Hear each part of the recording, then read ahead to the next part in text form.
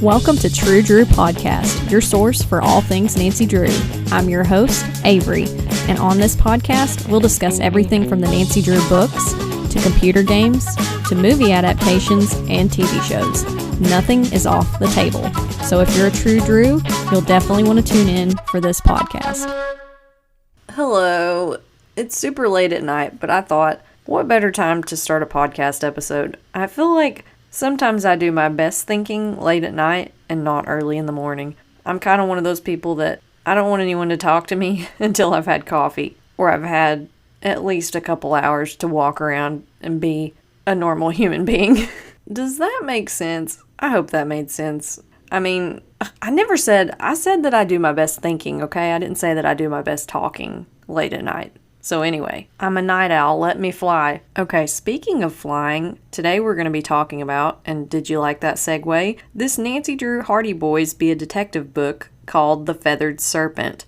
I've never heard of a feathered serpent before. I've never seen a snake with feathers. That seems kind of odd. But this is the third book in the Be a Detective series where there are multiple alternate endings.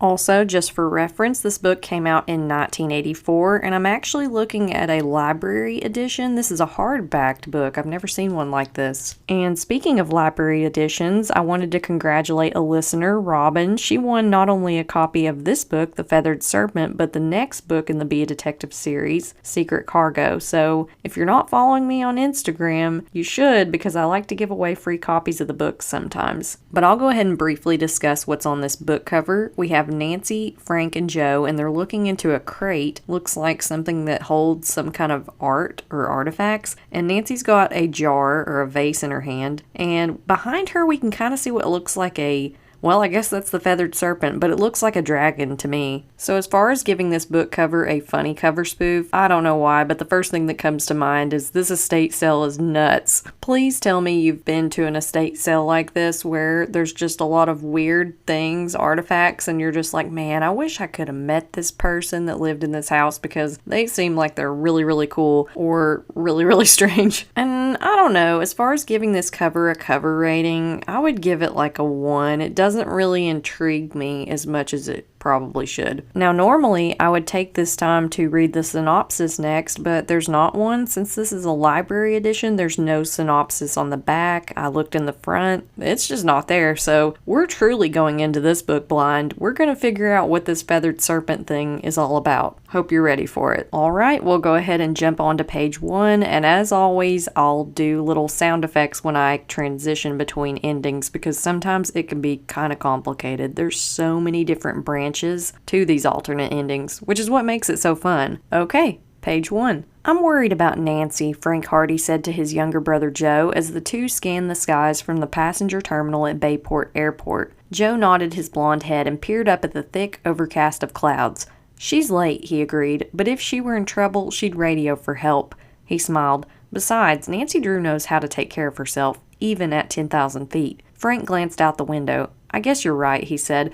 But I'd feel a lot better if her plane were on the ground instead of up above the clouds. Joe headed for a soda machine across the lobby. Me too. I want to hear what she thinks about the smuggling scheme Dad's client, Mr. Salazar, believes he's uncovered. Frank joined Joe at the machine. You mean presumed smuggling scheme, he said with a private detective's tone of skepticism in his voice. The Hardy brothers, sons of the world-famous investigator Fenton Hardy, mulled over the thin leads of the case their father had asked them to help unravel. Now we go to page 2.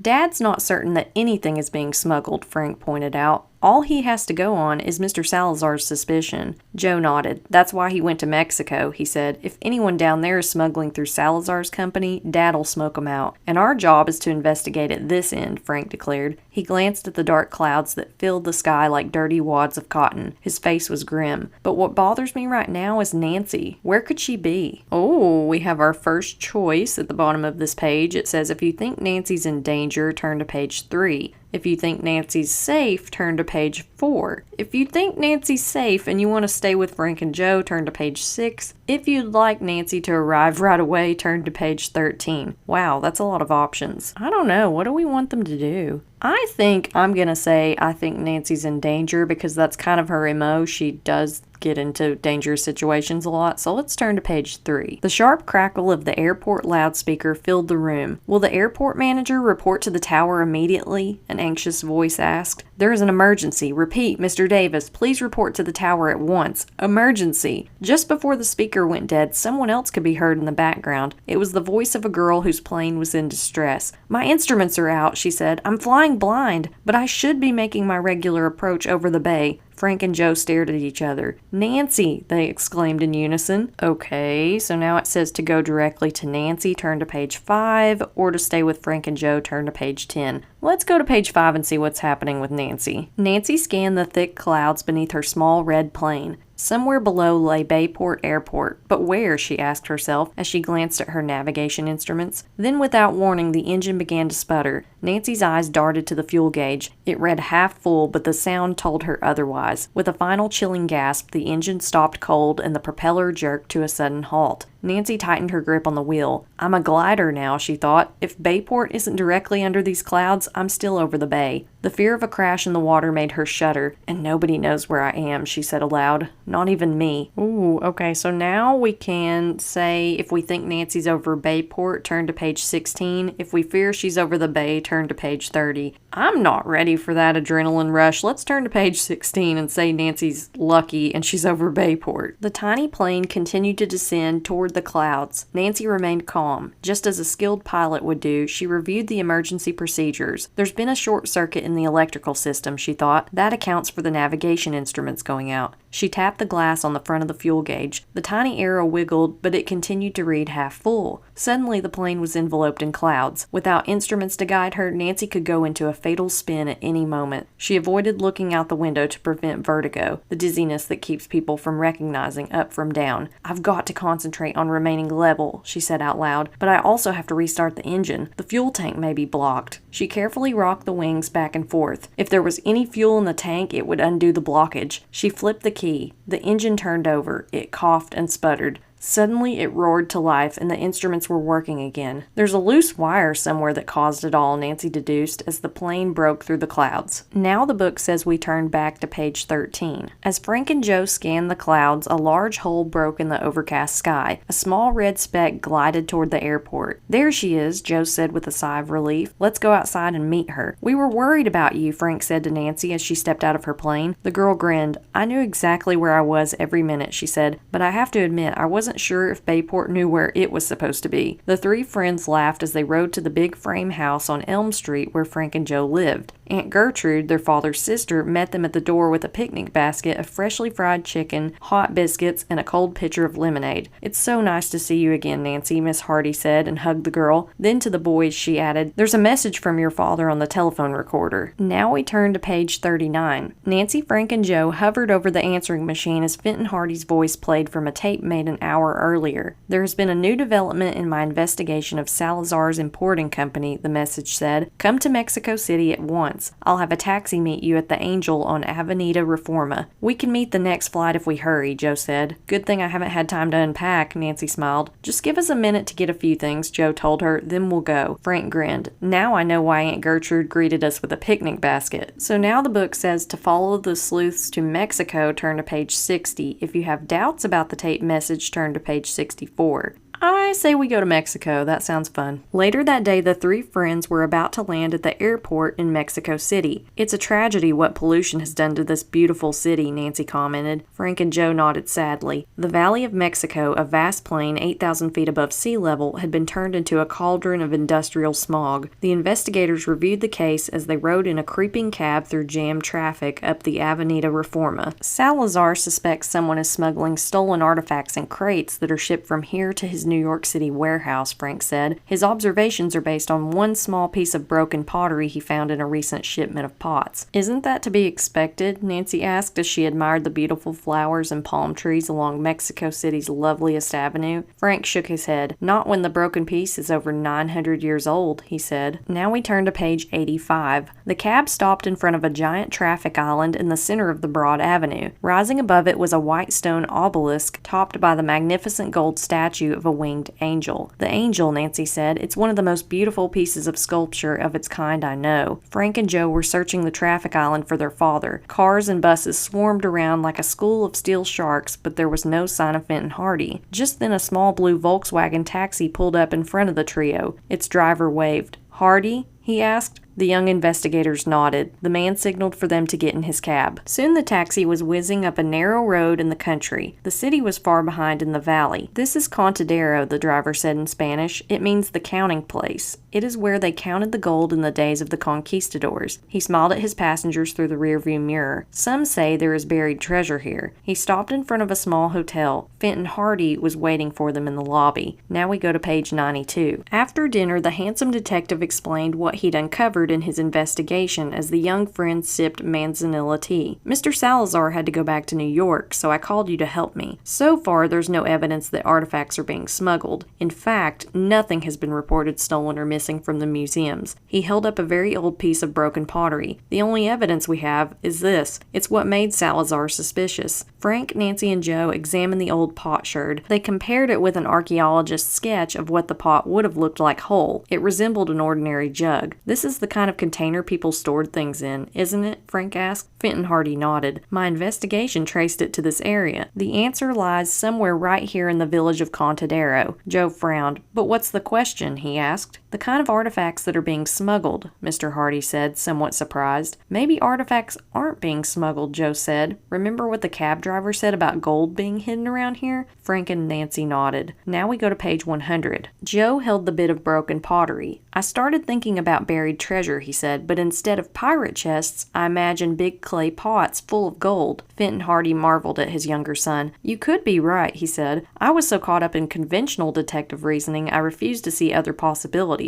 An investigator's most valuable tool is his imagination, and I wasn't using mine. The broken piece of pottery may be an accidental clue, not to a smuggling scheme, but to something else." The Hardys and Nancy agreed to make a thorough search of the small village. Next morning, they spread out to interview as many people as they could. In the afternoon, they compared notes. "The only thing everyone agrees on is that there is supposed to be a hidden treasure around here," Nancy said. "And that one person in town knows something about the treasure, but he's not telling anyone," Joe said. "That man is Pedro Lopez." Fenton Hardy nodded. "We should pay a visit to Senor Lopez." Now we turn to page 106. Pedro Lopez did not want to talk with the investigators and would not allow them into his small blacksmith shop. While the Hardys distracted him, Nancy sneaked around in back of the building. She found a mound of broken bits of very old pottery and studied them with her magnifying glass. The break lines indicated the pots had been whole until very recently. They were storage jars. "I'm certain," Nancy mused. She looked closely at the inside surface of a shard. Telltale circular lines were impressed in an ancient dust on the clay. These were made from coins, Nancy thought. Senor Lopez found the buried treasure hidden in these pots. She quickly joined the others and confronted the blacksmith. "Senor Lopez, I'd like to see what kind of metal you work with," she said. "I only work with iron," the man told her. Nancy stared at him accusingly. "And what kind of metal do you melt?" she asked pointedly. "Gold?" Now we go to page 109. Senor Lopez began to quiver as a result of her shrewd questioning. He nodded quietly. "Yes," he said. "You found the treasure of Contadero, didn't you?" Nancy went on. Again the man nodded and confessed what he had done. He had found the fabled gold, but if he had announced his find, the government would have claimed it as a national treasure. So he had melted the coins and gold pieces. "But what connection is there with Salazar?" Fenton Hardy asked. "How did the broken piece of pottery get into a packing crate shipped to his warehouse in New York City?" Nancy smiled. "That is another mystery," she said, "but I think I have the answer." Now we go to page 115. Nancy led the curious band of investigators up the street of Contadero after the police had arrested Senor Lopez for not revealing his discovery. They stopped in front of a small building. The sounds of hammering filled the air. They entered a workshop stacked high with wooden packing crates. A carpenter was busily making more in the rear. "This is Senor Garcia," Nancy said. "I interviewed him earlier. He makes the packing crates used to ship Salazar's goods to the United States. Watch him." The investigators looked at the man's work. As he finished a crate, he placed a clay pot in it and dropped the whole thing onto the hard floor. The pot did not break, and the man smiled with satisfaction. "Where do you get the pots to test your crates?" Nancy asked, after she had introduced the others and explained what they were looking for. "Now I must buy them," the man said, "but for many months I got old pots from Senor Lopez, the blacksmith. He had many." The Hardys and Nancy flew back to the United States content and relaxed. It had been a most curious case indeed. The end. Okay, so we're going to take it back to the beginning to page 2 where Nancy was flying the plane. We said we thought Nancy was in danger last time, so this time we're going to say we think Nancy's safe and turn to page 4. Nancy banked her bright red plane and began a controlled descent. It'll be just super to work on a case with the Hardys again, she thought as she skillfully piloted the plane through the clouds. I hope they weren't worried because that headwind slowed me down. Soon Bayport Airport appeared directly ahead of the spinning prop. As Nancy prepared to land, she reviewed the telephone conversation she'd had with Frank and Joe the night before. Mr. Salazar thinks his company is being used to smuggle something out of Mexico, she recalled. But what it is and who is behind it, that is the mystery. A short while later, the three young friends greeted each other happily, then walked across the airport parking lot toward the Hardys' yellow sports sedan. They chatted about old times at first, but then talked about their new case. There are two mysteries as I see it, Nancy said. One is who is doing the smuggling, and two, what is being smuggled. There's something you left out, Nancy, Joe said, and that is there may not even be any smuggling. When they reached the car, Frank suddenly grabbed Joe by the arm. "Look," he exclaimed. Okay, so the book says if you want to know what Frank saw, turn to page 7. If you want to see what Nancy saw, turn to page 11. Let's turn to page 7 and see what Frank saw. The three sleuths stared at a perfectly round hole in the driver's side window of the yellow sports car. "A bullet hole," Frank gasped. Instinctively, the young detectives huddled for cover next to the car in case the person who fired the shot was still around. "It may have been a stray shot," Joe suggested when there was no sign of movement near them and they felt safe enough to stand up again. "Or a warning," Frank said. "It's dead center in the window. That's too precise for a random shot." Now we go to page 9. Nancy glanced around the nearly empty parking lot. "If it's a warning to us," she said, "who made it? And why?" Her eyes lighted on a low hedge 50 yards from the car. "The hole was made by a small caliber bullet," she went on. "A pistol would have just enough power to reach the car from that hedge. Come on, let's check it out." She ran off, and when the boys joined her, she was already studying the soft earth behind the hedge. She picked up a small object and examined it with the magnifying glass she always carried. "The empty cartridge," Nancy exclaimed. Then she bent down again and retrieved a crumpled tissue. "Ah," she said, "this tells me something about the person who fired the shot." Now, the book says if you want to hear Nancy's clue, turn to page 14. If you want to investigate further, turn to page 15. I say we check out Nancy's clue and go to page 14. Frank and Joe grinned broadly. They knew Nancy was an excellent detective. "Well," Frank said, "go ahead." Nancy held the tissue first beneath Frank's nose, then Joe's. Each sniffed it carefully. "It was a woman, don't you agree?" she deduced. The boys nodded. They had detected the faint scent of perfume on the tissue. Obviously, the lady kept the tissue in her purse long enough for it to absorb the smell of her perfume, Frank said. Joe was on his knees staring at the ground. "Not only does she carry a purse," he said, "but she wears high-heeled shoes, weighs about 100 pounds, and is between 5 feet and 5 feet 3 inches tall." "How'd you figure that out so quickly?" Frank asked his brother. Now we go to page 17. Perfume. I was not expecting that. I was thinking that they were going to have a head cold or something, but anyways. Joe bent down slightly so he could peer through a small opening in the hedge where a branch had been broken. Then he pointed to the ground. "This is where she stood," he said. "Those are her heel prints." He indicated 2 small holes punched into the soil. "High heels, right?" "Yes," Nancy said, "and your estimate of her weight is good. If she weighed more, the holes would be much deeper. Also, the hole she made to shoot through the hedge is just about right for a 5-footer to sight through," Frank added. After making sure they'd found all the clues by the hedge, the three returned to the car. "How many people knew I was flying to Bayport to help with the investigation?" Nancy asked. 5, Frank said. "Dad, Joe, and I, of course. So did Salazar. That makes 4. Joe and Nancy waited, but Frank was silent. "Well," Nancy said, "who was the 5th one?" "The person who fired the warning shot," Frank said. "And that's who we have to find next." "Where do we start?" Nancy asked. "Well, since we have no idea where the lady with the gun went, we might as well go to New York and check out Salazar's office," Frank replied. Now the book just says we turn to the next page. Frank drove the yellow sports sedan while Nancy and Joe discussed the case. Finally, they were approaching the dramatic skyline of New York City, which sparkled in the distance like a range of man-made mountains. "Salazar is in Mexico with Dad," Joe said, "but my guess is somebody in his office knows we're investigating the case at this end. And that may be the person who fired the warning shot," Nancy declared. "I agree," Frank said as he entered the Lincoln Tunnel. "But something is troubling me," Nancy said. "What's that?" Joe asked. "We know it was a woman," Nancy replied, "but what was her motive? Does she want us to stop the investigation, or was she warning us that somebody else wants it stopped?" Now we go to page 22. Frank drove through the heavy New York City traffic. While he concentrated on getting safely to Salazar's warehouse, Joe and Nancy developed a plan. We should go undercover, Nancy suggested. I agree, Joe said. Anyone who would fire a gun illegally is dangerous to us. Frank nodded as he parked the car. Salazar's office is around the corner, he said. Let's go. Soon the investigators approached the building housing Salazar's import business, which was in a rundown neighborhood. It was a one-story warehouse with offices in the front. Nancy smoothed her hair and adjusted her clothes. I'll go to the office, she said. You two can look around in the back for anything suspicious. Now, the book says to follow Nancy. We just turned to page 27. Nancy took a deep breath and entered the office of Salazar Importing Company. Two people sat at desks behind a counter, a burly man with short gray hair and a woman who was bent over her work. Nancy's eyes darted around the room, absorbing every detail. What do you want? The man asked gruffly. I'm a recent graduate of Bell's Secretarial School in Boston, Nancy said. I'd like to apply for a job. We ain't hiring, the man told her curtly. Nancy needed more time to look for clues. May I fill out an application? She asked. No point to it, the man said. The woman at the desk hadn't moved. Nancy wanted to get a good look at her before leaving. Oh, she exclaimed. I've got something in my eye. May I borrow a tissue from you? The woman, who was very tall, stood up. She dug in her purse and handed Nancy a white tissue. The young detective daubed her eye while quietly sniffing the tissue.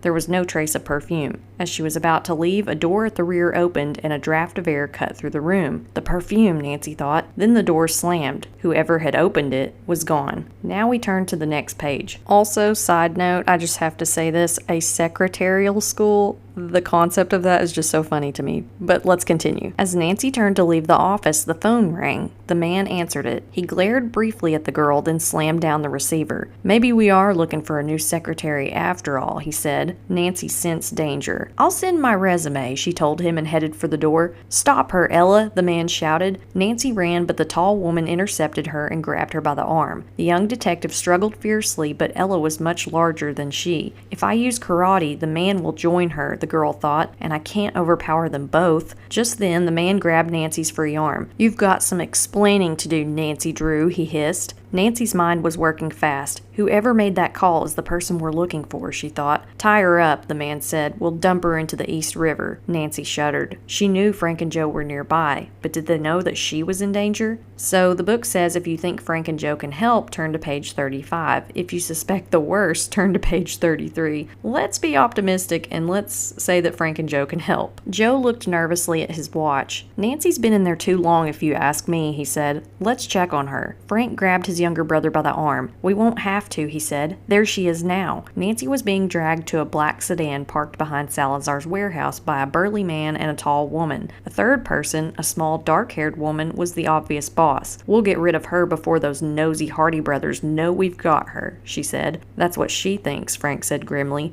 We'll follow them. Maybe we'll be able to uncover the smuggling scheme. Joe was already on the way to their car. Now we go to page 41. Nancy had been pushed into the back seat of the black sedan. The small woman moved in next to her while the other two sat in front. Nancy's only hope was that Frank and Joe had seen her and would call the police, but she set aside her concerns for her personal safety to relentlessly pursue the case she'd come to investigate. It was you who fired the bullet into the Hardy's car, wasn't it? She asked the woman beside her. It was a warning to those boys to stay away. Once we found out Mr. Hardy got involved, we knew his sons would be sticking their noses into our business as well. So I went to Bayport and staked out their house. After they went to the airport, I shot into the window. I should have punctured all their tires instead, but it doesn't matter. They'll be busy looking for you now. That'll keep them out of trouble. The car stopped under a bridge and the man roughly pulled Nancy out. What shall I do with her, Lorraine? He asked the woman. You know what to do, Lorraine replied and turned away. Now we go to page 99. Frank and Joe watched from behind a concrete bridge abutment as the burly man led Nancy to the water's edge. We'd better let her know we're here, Frank said. He blew a shrill bird call that contained 4 letters in Morse code. U-R-O-K. That's what they think, Nancy thought, but her friend's message had given her hope. Any last words? Lorraine asked Nancy. Yes, Nancy said. Remember, crime never pays. The woman laughed but stopped when she saw the Hardys and 5 uniformed officers of the New York City Police Department descend upon the scene, completely surprising the hoodlums. Later, after Lorraine and her accomplices had confessed to the smuggling operation, the 3 sleuths enjoyed Aunt Gertrude's lunch, which was served in the sun behind the stately Hardy house on Elm Street. Lorraine knew that with Dad on her trail in Mexico, it would all be over soon, Frank said. She planned to pull one last job, but then she heard we were investigating here. She had to stop us, and that's where she made her mistake. Nothing can stop the forces of law, Aunt Gertrude declared. The young people smiled. Even though Aunt Gertrude often complained about their detective work, she was very, very proud of them. The end. Okay, so again, we're going back to page 2. We said we thought Nancy was in danger the first time. We thought she was safe the second time. This time we'll see what happens if we think Nancy's safe and we want to stay with Frank and Joe, so we'll turn to page 6. Joe dropped a coin into the soda machine. Instantly, a piercing wail split the air. Whoop, whoop. It came from the soft drink dispenser. A flashing red light atop the machine began to blink. Joe leaped backward in surprise. "It looks like you hit the jackpot," Frank said with a laugh, but no soda.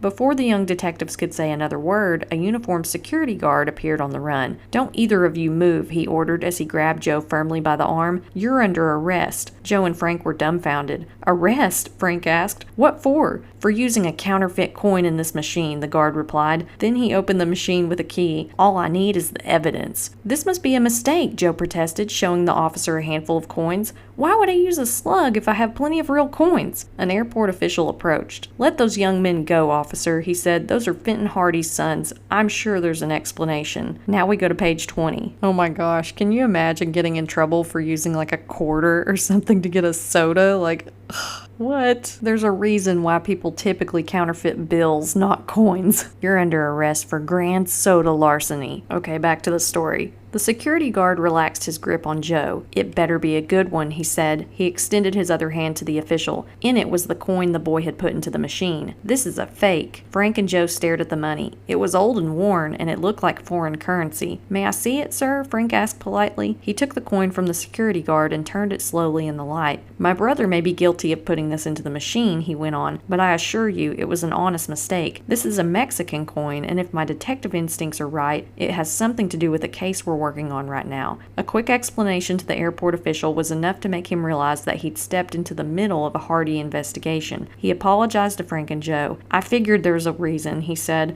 "I know your fine reputations well enough to realize you'd never do a thing like this. Good luck on your case." "That was close," Joe said to Frank after the two men had left. His brother turned the strange coin over and over in his hand. "How'd you get this?" he asked. Joe looked blank. "I have no idea." Now we go to the next page. Just then, Nancy Drew entered the waiting room and hurried toward the boys. "Sorry I'm late," she cried out. "I had a little trouble landing, but it went all right." Frank and Joe greeted their friend warmly. "We were worried about you," Frank said, "but you're just in time. If you'd arrived a moment earlier, you'd have been arrested." "What?" The Hardys quickly explained what had happened, and Frank showed Nancy the strange coin. "I bet it's a clue," she said. "But what does it mean?" "We don't even know how Joe got it," Frank said. Nancy took out her magnifying glass for a closer examination. She looked at the coin for quite a while, then she said, "I think I found something." She held the coin and the glass so the boys could see. Etched in the dark surface of the metal were the letters SIC. "It looks as if someone did it with a pen," she concluded. "It could stand for Salazar Importing Company," Frank exclaimed. "Maybe," Nancy said. The three young people went out of the terminal to the parking lot where they piled into the Hardys' yellow sports sedan with Joe behind the wheel. Now we turn to page 49. When Joe stopped at the exit to pay their parking fee, he reached into the change tray of the car. It was empty. He dug in his pocket for money, paid the attendant, then turned toward the highway. "I think I know how this coin got into your possession," Nancy said, and pointed to the change tray on the dashboard. Frank slapped his knee.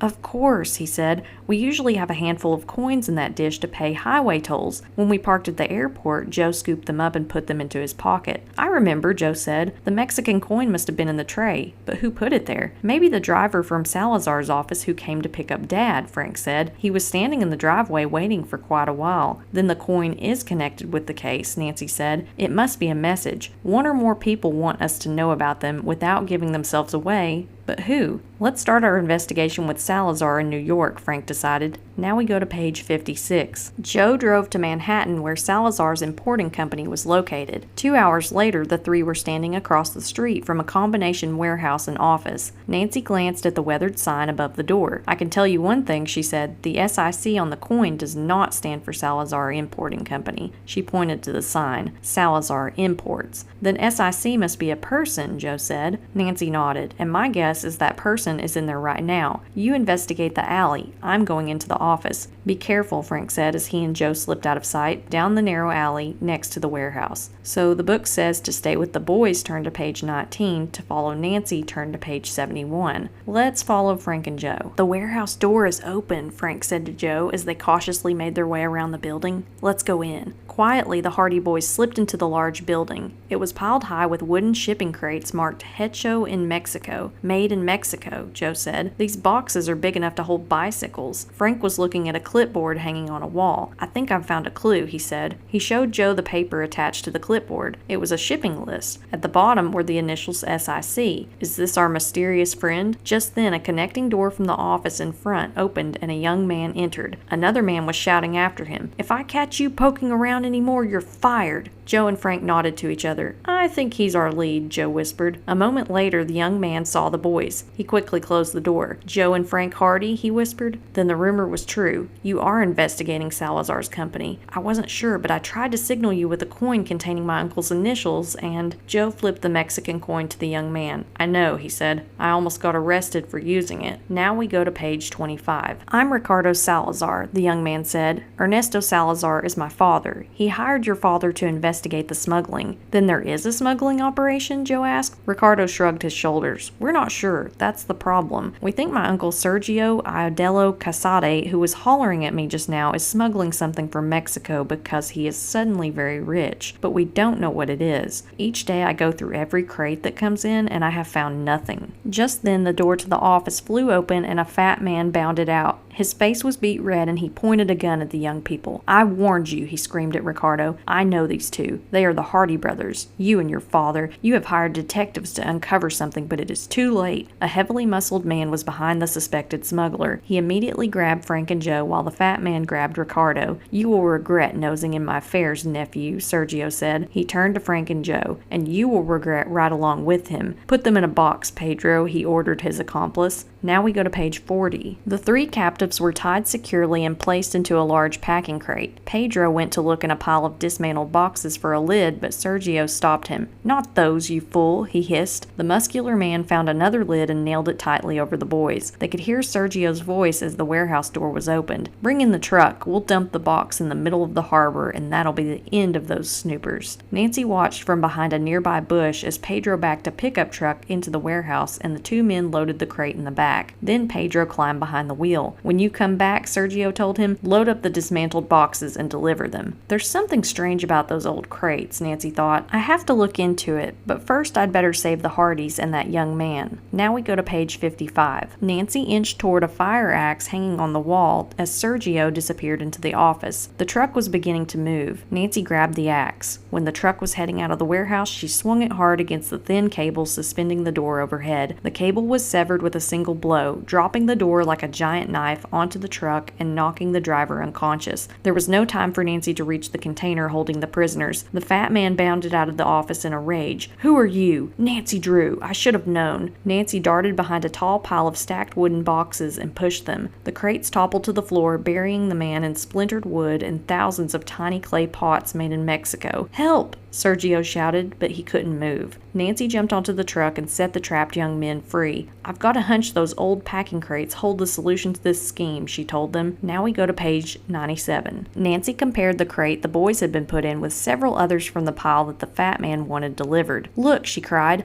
"the boards on this box are less than a half-inch thick, but these special ones over here are almost an inch thick." As the three young men watched, she pulled out her Swiss Army knife and pried at a box from the suspicious stack, trying to split one of its boards lengthwise. Sure enough, part of it broke off to reveal a hollow section between the two halves. It was filled with tiny electronic components. "Computer chips," Joe exclaimed. "So that's it," Frank said to Ricardo Salazar. "Your uncle wasn't smuggling artifacts or treasure, he was smuggling computer chips." "Oh," the fat man moaned from beneath the pile of tumbled crates. Nancy and the Hardys smiled. "He'll have plenty of time in jail to recover," the girl said. "I'll call the police." Ricardo shook the investigators' hands as two detectives took the smugglers away. "For my father and me, I wish to thank you," he said. "And we want to thank you for the clue that helped us solve the case," Frank returned. The end. Okay, so I did this a little bit differently this episode, but if I did this correctly, we're going to go back to the point where Nancy arrives right away at the very beginning of the book. Then there's a branch where we can either go to Mexico or have doubts about the tape message that Fenton Hardy left us. So we're going to do the second option, doubts about the tape message, and turn to page 64. For the second time that day, the three investigators were at Bayport Airport. As they hurried to the reservation counter, Joe seemed troubled. "Come on," Frank called. "We've just enough time to get tickets. What's bothering you?" "I'm not sure," Joe replied as they waited their turn. Dad's voice sounded, well, odd, didn't you think? Frank nodded. "I noticed the same thing, but I suppose it's because of the international telephone connection. After all, he was calling all the way from Mexico City." "Was he?" Joe seemed unconvinced. "What do you mean?" Nancy asked, her curiosity piqued. Just then the ticket agent approached. "Ah, Miss Drew and the Hardy brothers. I've been expecting you. Here are your tickets. Mr. Hardy just called from Mexico City. He said he spoke with you earlier." Frank, Joe, and Nancy hid their surprise. They knew they had not spoken with Mr. Hardy. Now we turn to page 121. "Did my father ask what time our plane would arrive?" Frank asked the agent. "Why, yes," the man said. "I told him it would take about 5 hours, and he said good, he was just having lunch, which meant he'd see you around supper time." The three investigators put their heads together after they left the counter. "Now I'm suspicious," Nancy said. "It's 12 noon here. Mexico City time is 2 hours earlier. Do you really think your father would be having lunch at 10 o'clock in the morning?" "Whoever made the call forgot about the time change. Obviously he was calling from this area," Frank said. "Someone wants to get us out of town awfully bad," Joe added. "The only person who knows that Dad's in Mexico besides us, Mom, and Aunt Gertrude is Mr. Salazar," Frank pointed out. "I think this calls for a visit to his office in New York," Nancy said, and went outside with the Hardys to their car. Now we go to page 104. The Salazar Importing Company office was in the front part of a large warehouse in a rundown area of Manhattan. The investigators observed the building from a safe distance. "By the looks of things, they're not doing much business," Nancy said. "The place seems virtually abandoned." As she spoke, a truck pulled up behind the warehouse. A man got out and disappeared inside, but soon came back carrying a large cardboard box stuffed with papers. "What's he doing?" Joe asked. "Those look like files," Nancy said. "I'm going to check at the office in front." "Be careful," Joe said as Nancy vanished around the corner. "Something tells me we should all be careful," Frank warned. Now we go to page 107. Nancy casually walked alongside the Salazar Importing Company building. A sign at the office door caught her eye. "Closed for vacation." She peered in the window, but no one was in sight. Suddenly, a man grabbed her by the arm. "What are you doing here?" he demanded. I was looking for a job," and she didn't have time to finish her sentence because the man was not about to be fooled. "You're Nancy Drew," he cried in astonishment. "You are supposed to be on your way to Mexico City." He stopped when he realized he was giving himself away. Nancy had to think fast. "I didn't go," she said. "Frank and Joe Hardy left on the noon plane, Mr. Salazar. They asked me to check into the smuggling operation on this end." "How do you know I am Salazar?" the man grunted. "You're the only one who knows I came to investigate the case with the Hardys," Nancy said. "Your case." Salazar pulled her into the building through the front door. "Well, for you, the case is over," he hissed. "And tonight, everything for you will be over." Now we go to the next page. He tied Nancy up and carried her into the warehouse. The huge room was filled with large wooden shipping crates. Many were covered with dust. "What are you going to do with me?" Nancy asked. "You will know the answer to that tonight," Salazar said with a fiendish chuckle, "when I torch this building and all this unsold merchandise." "You set up this whole scheme to cover up arson," Nancy exclaimed. "There is no smuggling operation. Your business is failing. Some of these crates have been here for months, I can tell. You thought you'd collect the insurance." "Not thought, Miss Drew. I will," Salazar said, "and I have a perfect alibi. It was the smugglers who did it, you see, and the best-known detective in the world will confirm that he was investigating smugglers in my company." "Very clever," Nancy said. "You even removed your files so the insurance people won't be able to find any records that show you're going broke." "You are clever, Miss Drew," Salazar said. "It is too bad you were not on the plane with your friends. I should have insisted in the fake phone call from Fenton Hardy that all three of you go to Mexico City. But never mind, it doesn't matter now." Now we go to page 119. Late that night, the streets and alleys in lower Manhattan were pitch dark. A lone figure crept through the shadows and paused near the rear entrance to the importing company. A spark flickered. Soon a bright flame leaped from the end of a torch held by a man. It was Salazar. He approached a side window and smashed it with his elbow. Then he raised the torch to throw it inside when suddenly the entire area exploded with light. Dozens of New York City policemen with brilliant searchlights pinned the dishonest imposter at the end of their inquisitive of beams. "Don't throw it, Salazar," a booming voice called out. "It's all over." Nancy, Joe, and Frank stepped from the shadows as Salazar was taken away. "I'm glad Salazar believed that you were on that plane to Mexico," Nancy said. "If he had come looking for you and caught you too, we couldn't have rescued you," Joe finished. "But don't worry, we did. Case closed. The end."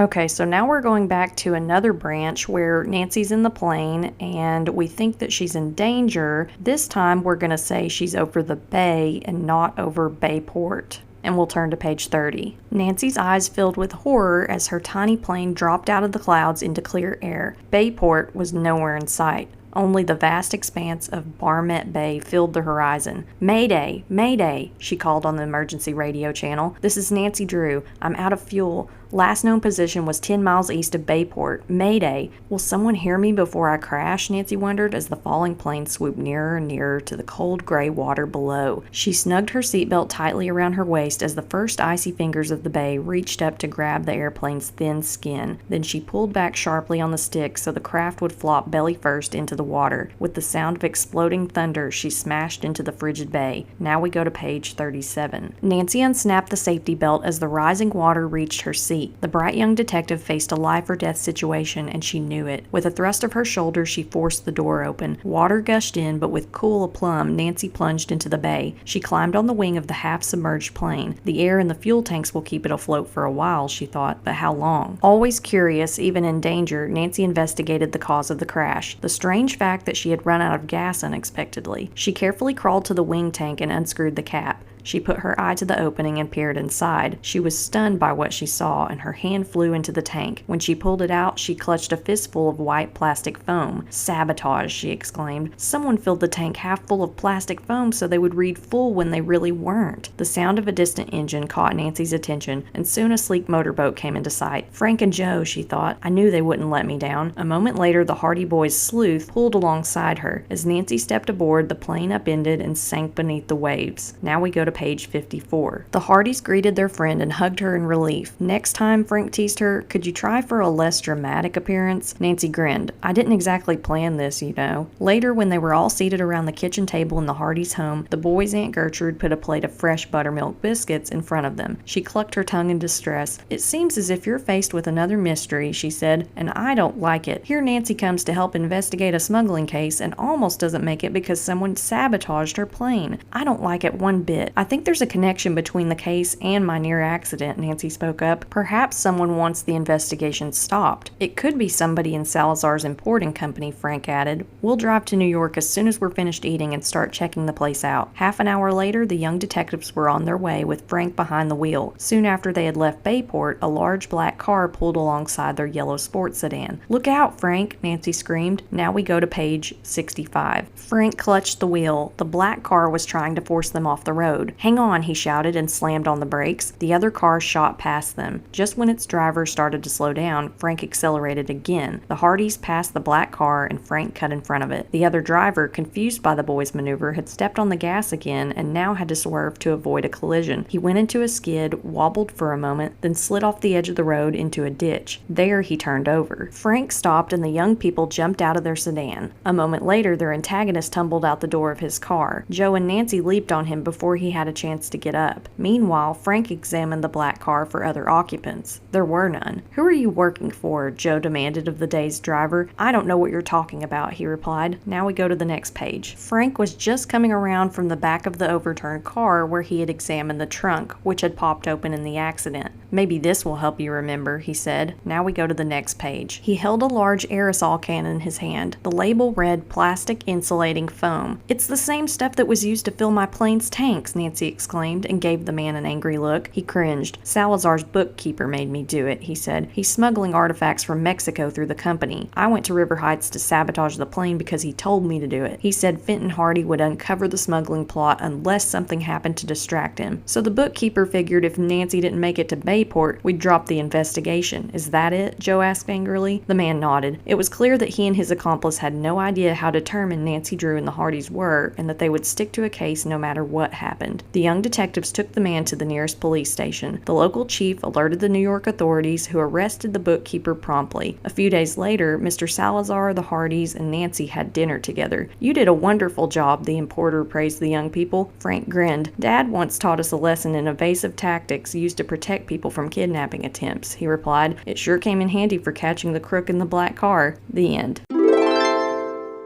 Okay, so we're following another branch now. Nancy's still in danger in the plane, but we're going to stay with Frank and Joe this time instead of going to Nancy, and turn to page 10. Frank and Joe ran to the control tower to get Nancy's position. Then they drove to the boathouse where they kept their motorboat, the Sleuth. Frank started its mighty engine and headed out to the bay while Joe was reviewing the charts. "She's about a mile offshore," he said. "If we're lucky, we'll be able to sight her." "Keep a lookout with those binoculars," Frank said. "If she landed on the plane's belly, it'll float. But if it flipped," neither of them dared think of the consequences of a crash. The Sleuth leaped over the waves as if it had wings. A speck danced on a distant wave. Joe pressed his binoculars to his eyes. "It's red," he shouted. "I think it's Nancy's plane." Then his mouth dropped open. "But it's empty." Suddenly he caught a glimmer of Titian red hair in the water. It was Nancy bobbing in the sea next to the sinking plane. Joe stripped off his shirt and pants and kicked off his shoes as Frank steered the Sleuth as close to the wreck as he dared. Then he dived into the water. "Thanks for fishing me out," Nancy said with a grateful grin as Frank helped her into the boat. Clenched in her fist was something that would add to the mystery. "What's that?" Joe asked curiously while he reached into a locker for 2 towels. Now we go to page 12. But before Nancy could answer him, Frank shouted loudly, "Someone's prowling around our boathouse." Frank quickly turned the Sleuth around and headed back. Bubbles were rising from the water near their dock and popped to the surface like tiny hollow jellyfish. "A scuba diver," Nancy said. "Could it be someone connected with a smuggling scheme? Or my plane crash?" Still in her hand was a ball of soft white material that she had removed from the wreck. Then a black hood covered by a thick glass mask broke the surface. "He's huge," Nancy gasped. "Don't let him hear you say that," Frank said with a grin. The Hardys' best friend, Chet Morton, climbed aboard the Sleuth. "Uh-oh," he muttered as he took off his mask. "Nancy's here. Something tells me I've swum into the middle of a mystery." The investigators nodded grimly. "That you have," Joe said. "Why don't you come over to the house with us and we'll tell you all about it." Half an hour later, the Hardys and their friends were sitting in the boys' crime lab over their garage. Now we go to page 24. Also, the Hardy boys have a crime lab? I want one. "Dad's not convinced that anything is being smuggled," Joe explained to Nancy and Chet. "He's going to radio us tonight." Chet was studying the white material that Nancy had taken from her downed plane. "It's definitely plastic foam," he said. "The kind that's used to pack fragile objects for shipping. It's molded around the item like this cookie dough is molded around the chocolate chips." Chet popped his demonstration cookie into his mouth. "Where did you find this stuff, Nancy?" "In my fuel tanks," the girl said grimly. "Someone filled them half full of foam so they'd only hold half a tank of gas." "Then it was sabotage," Frank said. "But is there any connection with the suspected smuggling scheme?" Joe asked. "A trip to Salazar's warehouse might turn up the answer to that," Nancy said. Soon the 4 friends were on their way to New York City. Now we go to page 38. "Salazar's warehouse will be closed when we get there," Frank said. "That'll give us time to investigate without being noticed, if the place isn't being guarded." Chet gulped. He enjoyed working on a case with his friends, but he preferred the security of a science lab to prowling around dark alleys. "I felt safer searching for sea urchins off your dock," he said. Nancy gave him a disapproving look. "Well, you weren't," she said. "Diving alone is dangerous." Chet's chin dropped to his chest. "I know," he said. "I'll never do it again." The warehouse was abandoned when the young people arrived.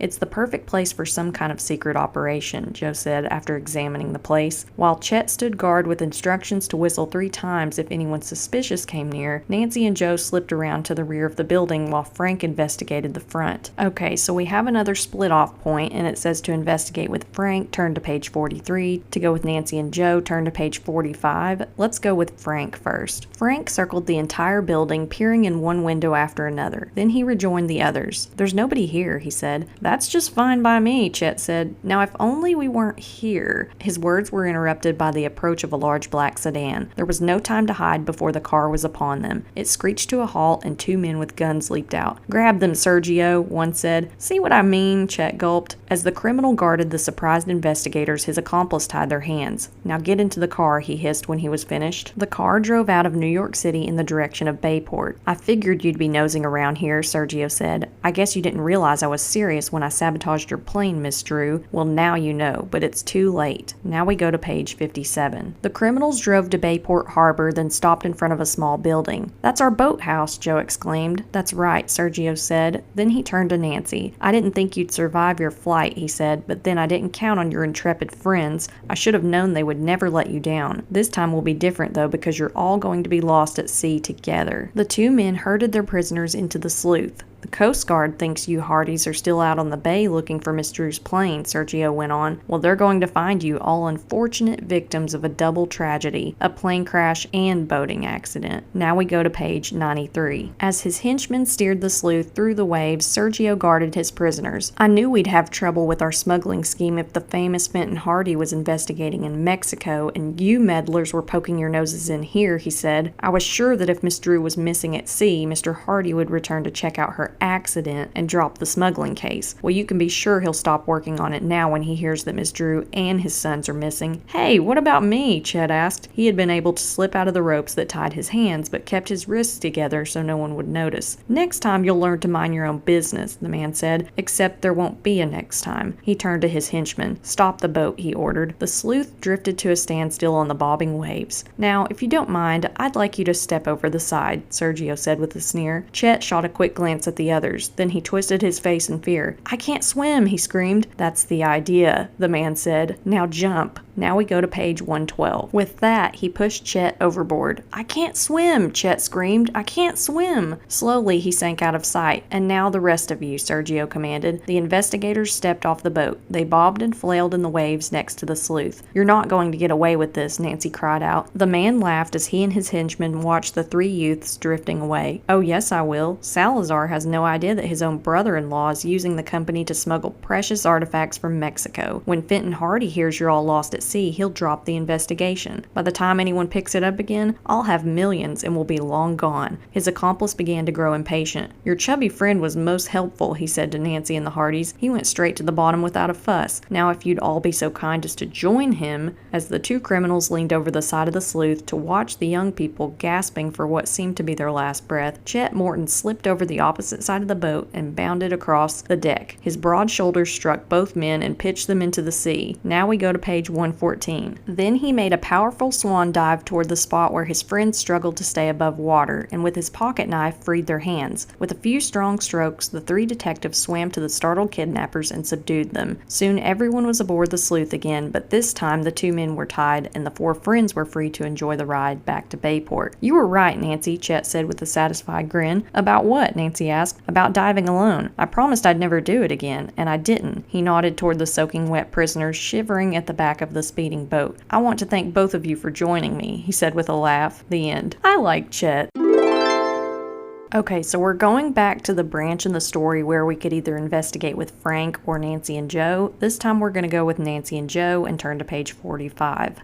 At the back of the warehouse, Nancy and Joe found a large waste disposal container resting against the wall facing an alley. Garbage investigation may not be very glamorous, Nancy declared, but many criminals have been caught because their trash gave them away. She opened the lid and Joe climbed into the trash bin. Suddenly, a shrill whistle split the air, followed by two more, the warning from Chet. A moment later, the rumble of a large truck echoed in the alley. Nancy clambered into the bin with Joe. I hope it's not the trash collector, she whispered, but it was. Frank and Chet had peered around the building and saw their companions climb into the container. The truck will haul them away if we don't rescue them, Frank said anxiously. We can't alert the driver that somebody's in the bin. He'd know that we were poking around, and that would give away our investigation. What'll we do? Chet asked. Start running, Frank said. I'll chase you past the truck. The driver will watch us, and that'll give Nancy and Joe a chance to escape. It's a good idea, except for one thing, Chet said. I better chase you, because if you chase me, you'll catch up too fast. Frank grinned. You're right, Slim. Let's go. Now we go to page 52. Aww. Poor Chet. He's kind of like to Frank and Joe what Bess is to Nancy and George. I like Chet, though. He's a hero. The truck driver chuckled as he saw the two youths rush by him. Kids, he said as Chet shook his fist at the fleeing Frank. If that chubby fella ever catches the quick one, he'll give him the business for sure. The minute Joe and Nancy heard the commotion, they leaped out of the container. Make a break for it, Joe whispered to the girl, and they rushed around the corner of the building. The four investigators were safely hidden when the truck rumbled away with the trash. The driver never knew what precious cargo cargo he had almost carted off to the dump. When he was gone, Nancy held out her hand for the others to see. In it was a large chunk of white plastic foam. "It's the same stuff you got from your fuel tanks," Chet exclaimed after a quick examination of the material. Now they knew for certain there was a connection between the smuggling scheme and the sabotage of Nancy's plane. So the book says, for a quick solution, turn to page 69. To investigate further, go to page 75.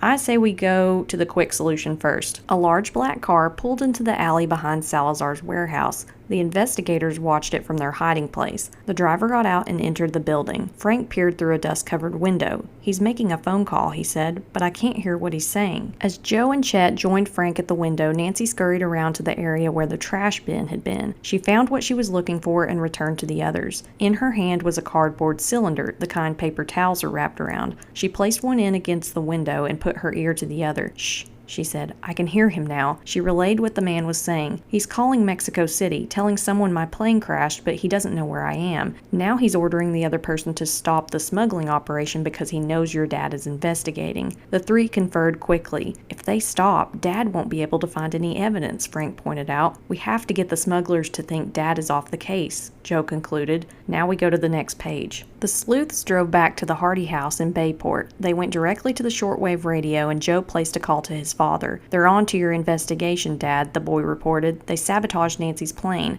She's okay, but they don't know that." Fenton Hardy thought fast. "Obviously they want us to drop the case," he said. "Well, we'll give them what they want. Here's what I want you to do." For the next few minutes, the famous detective spelled out his plan to trap the smugglers. Now we go to page 51. The next day, the New York City newspapers carried a tragic headline. Nancy Drew lost at sea. Fenton Hardy returning to United States from Mexico to join search. A picture showed the investigator stepping off an airplane in New York. The story, made up with the help of the police, saddened millions of people. Nancy Drew, even though only a young girl, was a famous detective who was loved by everyone. "If I didn't know that was Sam Radley disguised as Dad, I'd really believe our father was back here instead of in Mexico waiting for the smugglers to make their move," Joe said. A secret radio message that night from Fenton Hardy confirmed that the trap had worked. The smugglers had put a valuable stolen art treasure on Flight 485 to New York, the famous investigator said. "Be there when it arrives." Joe, Frank, Nancy, and Chet were at the international airport early the next morning with members of the New York City Police. The stolen goods were found and the smuggling operation squelched. "I think I've had enough excitement for a while," Nancy said later as she boarded a commercial airliner for her flight home. "But if you ever need me to help with another investigation, I'll be ready." The end.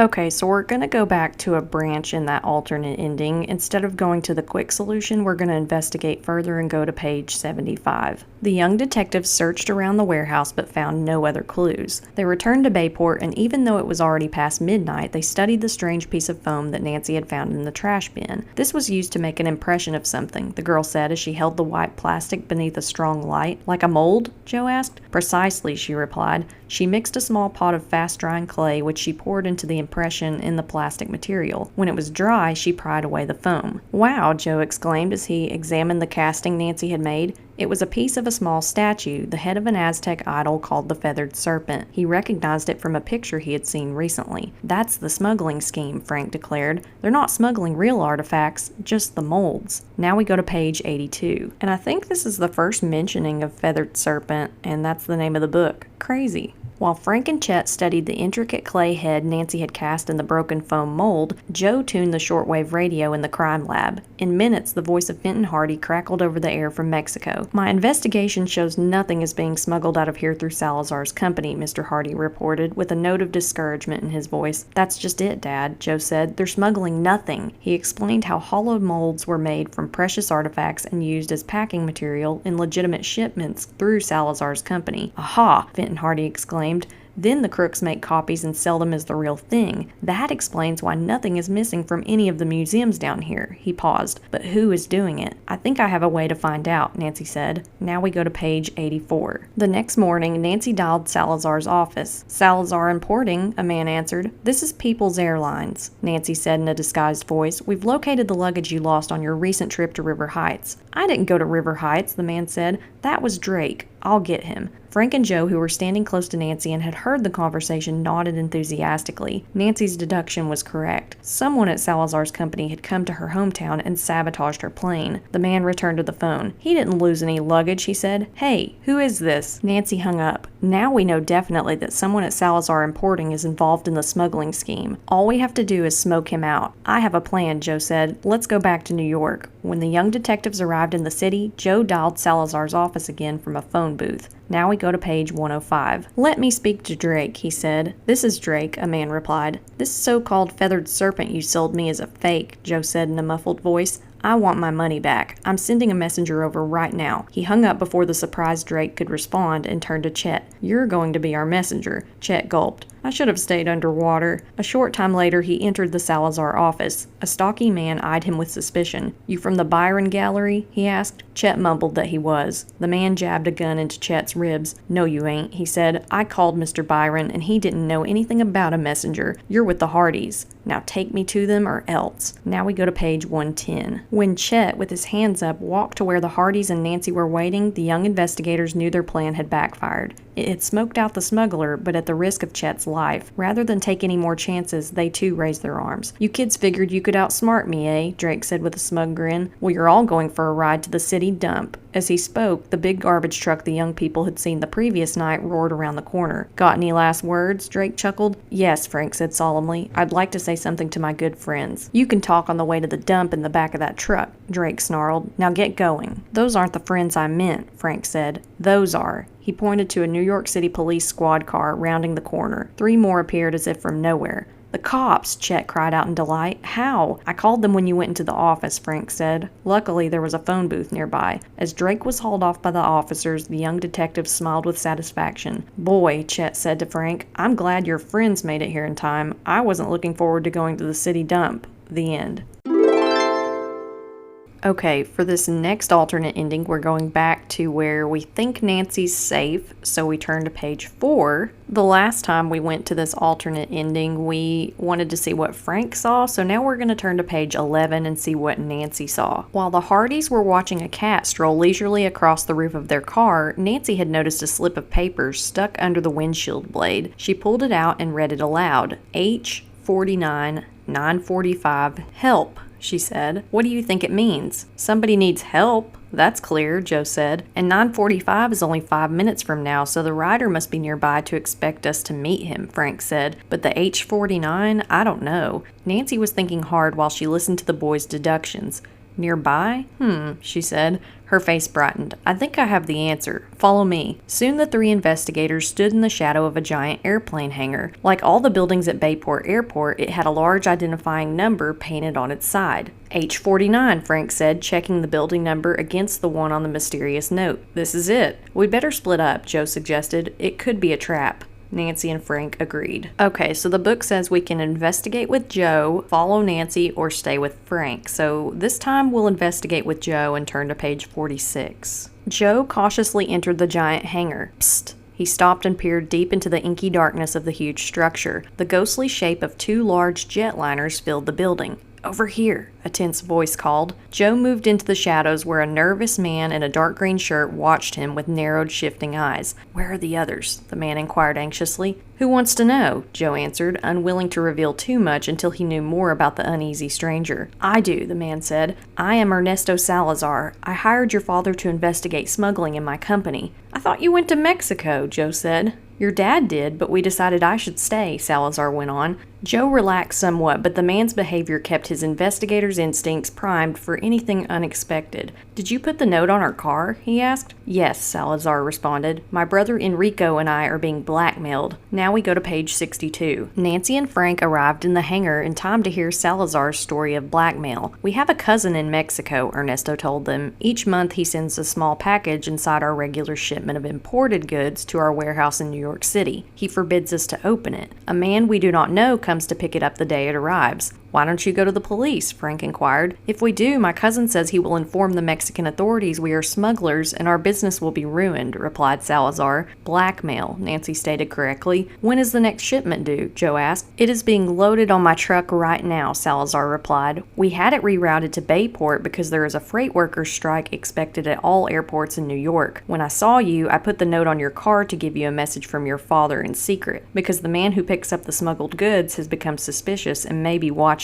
You have a message from our father? Frank asked. What is it? Stop your investigation, Salazar said. Dad wants us to stop? Joe exclaimed in disbelief. Yes, Salazar said sharply. Now. Otherwise, you will endanger his investigation. Now we go to the next page. That doesn't sound like Dad at all, Frank said as the nervous man in the green shirt drove off in his truck. I think we should follow Salazar to New York City. Nancy and Joe quickly agreed, and the sleuths secretly tailed the truck in their yellow sports sedan for the 2-hour journey to Manhattan. Once we learn who's receiving the smuggled goods, we'll radio Dad, Joe said. He can inform the Mexican authorities while we go to the New York police. If nothing happens in the meantime, Frank suggested cautiously as the truck disappeared into a run-down warehouse in lower Manhattan. He parked the yellow sedan in a concealed spot and the three hid behind another building. Sometime later, a man in a red shirt, his face obscured by shadows, emerged from the warehouse carrying a small package under his arm. He glanced nervously over his shoulder as he hurried to a waiting car and quickly drove off. You follow him, Frank said to Joe and Nancy. I'll go inside and check on Salazar. So the book says to follow the man with Joe and Nancy, turn to page 73. To check on Salazar with Frank, turn to page 76. Let's follow the man with Joe and Nancy. The man with the package drove out of Manhattan and finally turned onto a narrow country lane far from the city. He pulled into the circular drive of an elegant country estate. Joe parked the yellow sports sedan where it couldn't be seen, and the two investigators sneaked around to the side of the house and peered in a window. It looks like a museum, Nancy gasped. Hundreds of precious artifacts from all over the world lined the room. The man sat at a large ornate desk and unwrapped the package. He took out a magnificent figure of an Aztec warrior and set it on the desk.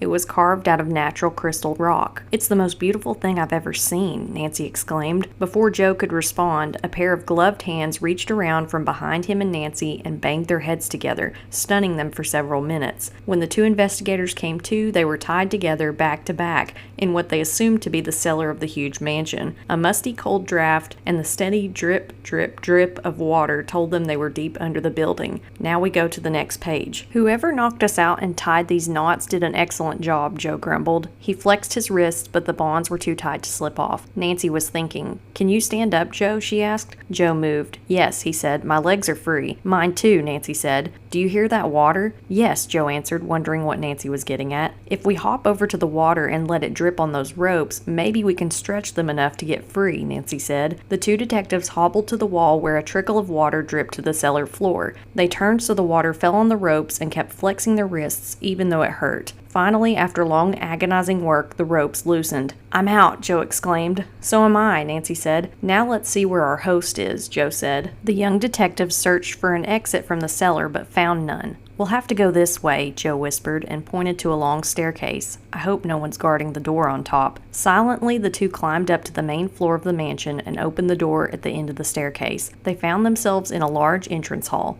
It was empty. Now we go to page 87. Nancy pointed across the hall. Muffled voices came from one of the rooms. That's where they are, she whispered. The two sleuths silently crept up to the door and hid behind a heavy carved chest that stood next to it. Now they could hear the voices inside clearly. What'll we do with them Snoopy kids? A man asked gruffly. Get rid of them, another replied. A moment later, the door opened and a thick-chested man stepped out. He headed for the cellar. Let's lock him in once he's down there, Joe whispered. Nancy nodded with a smile. Her head still hurt from the attack by the window. When the man had disappeared down the stairs, she crept from behind the chest and walked to the open stairway. Are you looking for us? She asked the big man. He whirled around. How'd you get loose? He demanded, then charged up the steps like a mad bull. But Nancy closed the door and bolted it before he reached the top. Joe walked toward her and took her arm. Come on, he urged. Now we go to page 101. We have to act fast, Joe said. He'll make such a ruckus that the other guy will hear. What do you have in mind? Nancy asked. Let's go inside and overpower the smuggler, but we'll have to surprise him so that he won't have time to reach for a weapon. He values possessions more than people, Nancy said. I think we can catch him by playing on his selfish greed without even lifting a finger. She raced into the room with Joe right behind her. The man at the desk stared at them for a moment, not comprehending what was going on. In a flash, Nancy grabbed the beautiful serpent giant figure and held it high over her head. "If you make one false move," she said,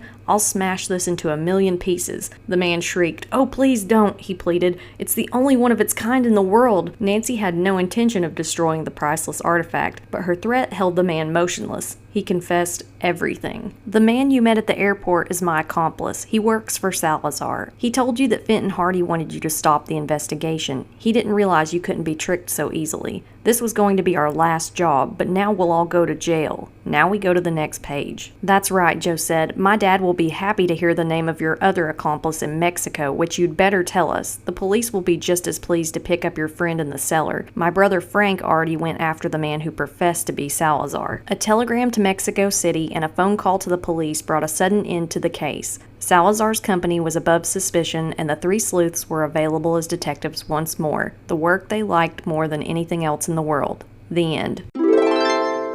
Okay, now we're going to go back to the junction at page 63, and we're going to follow Salazar with Frank this time and turn to page 76. Frank ducked into the dark warehouse. The truck they had followed was parked in the middle of the big building. Although he heard no voices and saw no movement, Frank sensed there was someone nearby. He lifted the canvas flap, closing the rear of the vehicle. Inside were a number of heavy wooden boxes, and sticking out from between two of the crates was a pair of men's feet. Frank leaped onto the truck and threw open the canvas. He directed his flashlight at the man on the floor, who groaned. The young detective stared in disbelief. So the book says to learn why Frank was so shocked, turn to page 78. For a stranger twist, go to page 79. Let's see why Frank was shocked first. "Dad!" Frank exclaimed. Fenton Hardy lay on the truck bed. He had a lump the size of a ripe olive over his right eye. "What's happened?" the boy asked, and cradled his father's head in his arms. "Ernesto Salazar is the smuggler," Fenton Hardy said as he regained his senses. "But where's his brother Enrico?" Frank asked. The famous private detective recovered quickly. "There is no Enrico," he said. "Only Ernesto. He made up a brother to throw off my investigation. But he was the one who hired you to investigate the smuggling scheme," Frank said.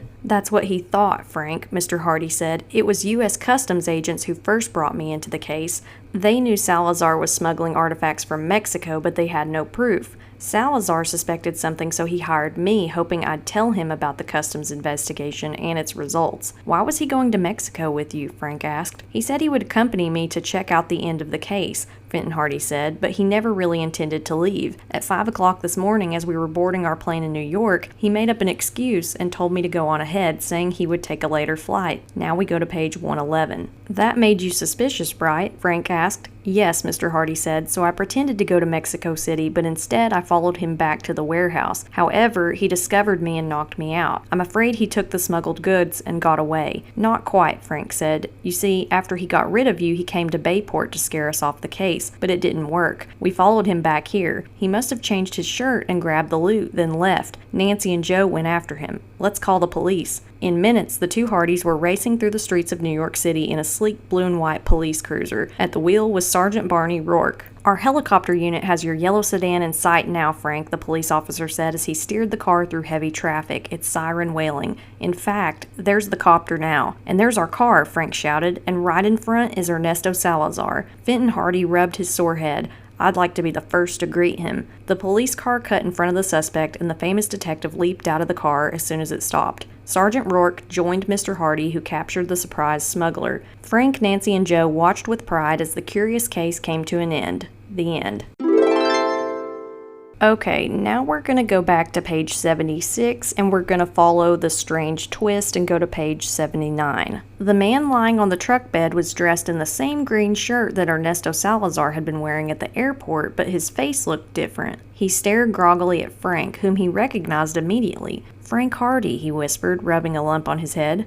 "Yes," Frank replied, "but who are you?" "I am Ernesto Salazar," the man said, sitting up. "The man who just ran from here in my clothes was my brother Enrico. He's the smuggler." In Salazar's office, the real Ernesto explained his brother's smuggling scheme and showed Frank the evidence that Fenton Hardy had uncovered in Mexico. "I became suspicious of my brother, so I hired your father, who found these documents," he said. "They are proof enough to convict Enrico. I returned to confront him while your father stayed in Mexico to help catch Enrico's accomplices there. I told Enrico to give himself up, but he refused," Frank added with understanding. "And when he saw us at the airport, he suspected we were investigating the case too, so he pretended to be you to throw us off his trail long enough to get away." Now we go to page 86. "Yes," Ernesto responded, amazed at Frank's grasp of the complex case. "I pleaded with him a few moments ago to give himself up, but he knocked me out, and now he's gone." Frank smiled wryly. "Gone but not forgotten," he replied as he picked up the phone and dialed a special number. "My brother Joe and Nancy Drew are following your brother. They have a telephone in the car and can tell us where he's headed." Frank spoke briefly with Joe, then hung up the phone. "Enrico is at an abandoned building on a pier at the Hudson River, where he has hidden his smuggled merchandise. I'll call the police, and then we'll go there too, because Joe and Nancy may need our help." Now we go to page 96. Soon Frank and Ernesto Salazar were at the abandoned pier where a ramshackle building sagged dangerously on rotting pilings over the black water of the mighty Hudson River. Sudden flashes of light from among a clutter of junk on the pier caught Frank's attention. He grabbed Ernesto by the arm as the two were about to enter the old building. "Your brother knows we're here," Frank whispered. He gestured toward the pile of junk. "Joe and Nancy are hiding behind there. Joe just flashed a message to me in code telling me that Enrico spotted us." As he spoke, another ominous warning in code came from Joe and Nancy's hiding place. So the book says to go to Joe and Nancy, turn to page 103. To stay with Frank and Ernesto, go to page 116. For a surprise ending, go to 118. Let's follow Joe and Nancy first. Joe beamed a staccato shaft of reflected sunlight from his signal mirror at Frank. "The man we followed is watching you. Nancy and I will distract him. Come running in exactly 3 minutes," the message said. Nancy punched the second hand on her stopwatch when she saw Frank glance at his. "He's got it," she said. Nancy and Joe sneaked behind Enrico Salazar, who didn't know they were there and who waited for Frank and Ernesto to approach him. The smuggler reached into his pocket for a weapon. "Now!" Nancy yelled. Enrico spun around, startled by her loud shout. He was caught off guard as Joe tackled him around the legs at the same instant that Frank grabbed him around the waist. The stunned smuggler went down without a struggle. A short time later, the New York City police arrived and took away the prisoner. Enrico Salazar's smuggling scheme was over. The end. Okay, so next we're going to follow Frank and Ernesto and turn to page 116. When Enrico Salazar saw the flashing light, he realized he was surrounded. He raced to a trap door in the floor of the rotting pier, concealing a hidden stairway, and disappeared. Seconds later, the explosive roar of an engine echoed through the rickety building. "He's got a boat down there," Frank exclaimed as he rushed to the hidden steps. "Ernesto, tell the police to send a boat. Joe, Nancy, come with me." The three sleuths clattered down the stairs in time to see Enrico Salazar's boat pull away from its hiding place. Soon it would be in the open river, but first it had to navigate around the pilings supporting the pier. Frank leaped onto the sleek motorboat. "Give yourself up," he shouted as the craft weaved around the thick poles. "I planned this smuggling scheme too long to give it up so easily," Enrico Salazar answered defiantly. He cut the throttle, slowing the boat to a crawl. "Once you're out of the way, I'll be gone and the cops will never find me." And now we go to the next page. Frank quickly sized up the dangerous predicament in which he found himself. The man was clearly desperate and would try anything to escape. As Salazar approached him, Frank kicked the boat's throttle wide open. The powerful engines roared to life again, thrusting the craft forward with a sudden leap. Frank jumped overboard, but Salazar, surprised by the sudden lurch, tumbled to the deck. The boat picked up speed and then, driverless, plowed headlong into a thick black piling, smashing the hull in an eruption of water and noise. Frank swam to Salazar and dragged the stunned smuggler to the foot of the steps where Nancy and Joe helped both of them out of the water. The hum of a New York City police boat signaled the end of the case for the young detectives, who watched as a saddened Ernesto Salazar offered his hand to his brother as the police took Enrico away. "Perhaps he can be helped somehow," Nancy said. "We hope so," Frank and Joe Hardy said in unison, because they knew the importance of having a brother to be proud of. The end. Okay, now we're going to turn back to 118 and read out that alternate ending. "You stay here while I circle around your brother," Frank said to Ernesto Salazar. "When I whistle, you make a lot of noise, and I'll—" The expression on Ernesto Salazar's face suddenly turned grim. He was no longer friendly, but evil. "You kids are too smart for your own good," he hissed. "My brother and I had a perfect smuggling operation going until our bookkeeper discovered it. He hired your father to investigate, not me." Frank's mind was spinning. "So you decided to pretend to help the investigation," he said. "You faked being knocked out by your brother so you could get the three of us to this abandoned abandoned pier. The whole plan from the note on our car at the airport to now has been a trick so you could get rid of us." Salazar grinned devilishly. "Exactly," he snarled, "and you've played right into our hands. As soon as Enrico brings your brother and Nancy Drew here, you'll all have a chance to say goodbye." Frank shuddered. They'd been lured into a devious, well-planned trap. It could be their last. Now we go to page 120. The creak of footsteps on the rotting pier timbers warned him that Enrico Salazar was nearby, and the gruff sound of the man's voice told him Enrico had already captured Joe and Nancy. Unless Frank could think of something immediately, all three investigators would be doomed. His eyes fell to the rickety boards beneath Ernesto's feet. The floor where they stood was as rotten as wet cardboard. "I've got to risk it," Frank thought. He leaped high into the air to land heavily on the weakened wood with all his weight. The planks snapped, and both Frank and the startled smuggler dropped into the cold water below. "Save my brother!" Enrico Salazar screamed from where he stood with Joe and Nancy. "He can't swim!" Joe and Nancy saw their chance as the terrified man stood helplessly watching his brother sink underwater. They grabbed Enrico and took him prisoner while Frank scooped Ernesto in his arms and swam to the safety of a rickety stairway leading up to the pier. As Frank and Joe guarded their captives, Nancy called the New York City police, and soon the criminals were on their way to jail. After sending a telegram to Fenton Hardy in Mexico telling him of the strange twist to the smuggling scheme, the case was officially closed. The end. Okay, I've looked ahead and I think this is the final possible alternate ending, so we're going to turn back to page 53. Frank waited while Joe and Nancy ducked into the hangar. A moment later, a woman appeared out of the shadows and followed the young detectives. Frank walked behind her at a safe distance. "Are you the Hardys?" the woman called to Joe and Nancy with a faint accent. The two faced the stranger. She was small with delicate features and sensitive eyes, and she was clearly frightened. "I'm Joe Hardy," Joe said, extending his hand, "and this is my friend Nancy Drew." The woman looked perplexed. "Oh," she said, "I thought there were two Hardy brothers." Frank stepped from the shadows and introduced himself. "There are," he said. "I'm Frank. What can we do for you?" The woman sighed. "It is all so confusing," she said. "I am Dolores Salazar. Ernesto Salazar is my brother. His life is in danger. You must help me save him." Now we go to page 61. "Tell us all you know," Joe said gently. "Ernesto and I own the Salazar Importing Company," Dolores went on. "A month ago, an art dealer named Guzman engaged us to ship goods from Mexico to his gallery in New York City. My brother became suspicious when he opened one of the shipments and found items which were not on the shipping list." "That's why he suspects Guzman of smuggling art goods?" Joe asked. "Yes," Dolores replied, "but when Ernesto went to Guzman about it, the man threatened to tell the authorities that it was my brother who was smuggling. And so Ernesto hired our dad to investigate," Frank concluded. The woman nodded. "Yes, but Guzman does not know your father is a detective. He is having my brother and your father followed every minute they are in Mexico. If he finds out, he will have them killed. We have to warn Mr. Hardy and Ernesto Salazar," Nancy declared. Now we go to page 68. Frank quickly called Sam Radley, Mr. Hardy's trusted operative, from a nearby phone booth. "Sam, would you get in touch with Dad and Ernesto Salazar in Mexico City?" he asked. "Tell them they're being shadowed by a guy working for a New York art dealer named Guzman. Guzman's on to them." "Don't worry about your dad," Sam said. "He knows how to take care of himself, but I'll call him right away." When Frank had rejoined the others, he said, "We can work out the problem on this end. Let's go to New York and check out Guzman's art gallery." "Good idea," Dolores Salazar said, and the group got into the Hardys' car. On the way to New York, Nancy was staring at Dolores' handbag. This seemed to make the woman nervous. "Is something wrong?" she asked. Nancy shook her head. "Oh no, I was just admiring your purse. It's beautiful." Later, the four sat in an ice cream parlor across the street from the gallery. "We can't take the chance of having Guzman see you with us," Nancy said to Dolores. "Why don't you go to your office and wait for our call?" "Yes, of course," the woman said, and quickly left. Just then, a man walked out of the gallery with a package under his arm. He turned and locked the door behind him. "That must be Guzman," Frank said.